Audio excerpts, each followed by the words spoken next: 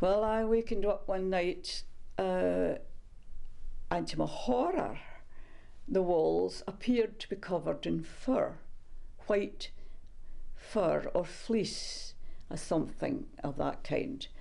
We have plain walls, but this was startlingly white, really brilliant white. Ceiling, the bed covers, everything were covered in white fur.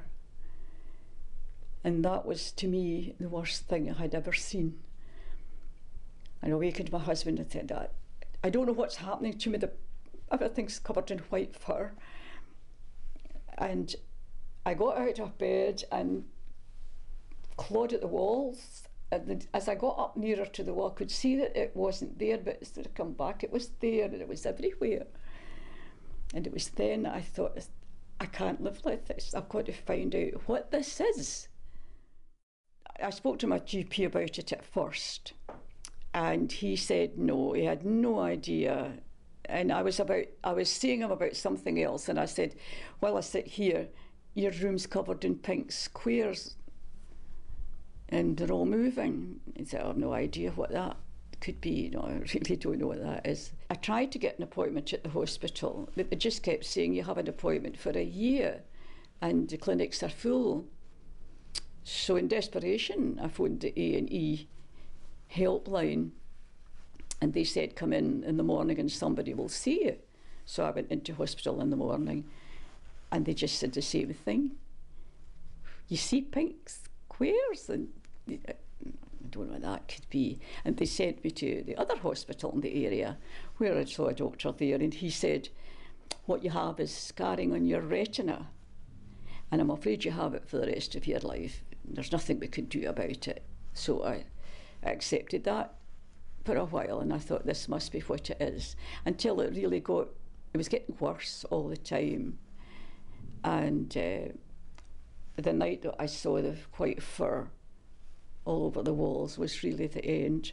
And I phoned again, and I went there, and the man I saw said, as I said before, well, you're the lady who sees things, and he referred me to a psychiatrist. Now, the psychiatrist phoned me up, and we had a long, involved chat, and she said, Mr. Sword, you don't need to see a psychiatrist, you need to see a good eye doctor.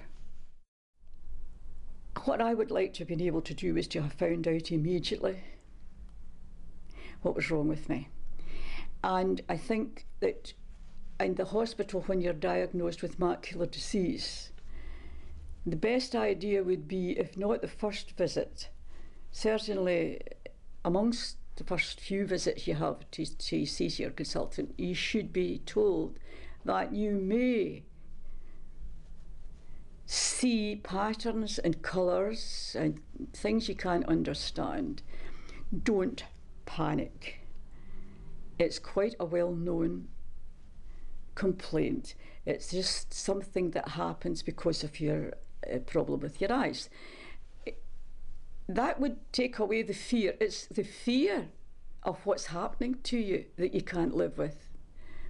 And I'm fortunate to have a husband, but have my husband here. But for people who are on their own, I can't imagine how their minds must work.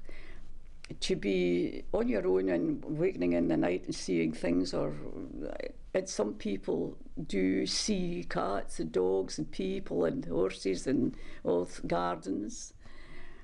The last thing I saw just a couple of weeks ago was snakes coming out of the ground and waving about like a snake charmer snake. They looked like snakes, they're patterned in the back. I was terrified. And I know what I've got. So can you imagine what it would be like if you didn't know what you had and you saw things like that? It's absolutely terrifying.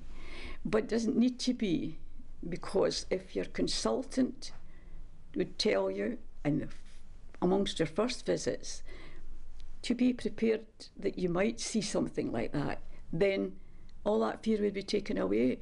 And that's what happened to me when I phoned the Macular Disease Society. All the fear went. I just felt it was really like a load being lifted off. You actually know what I've got. but I'd been trying for a year to find out what I had.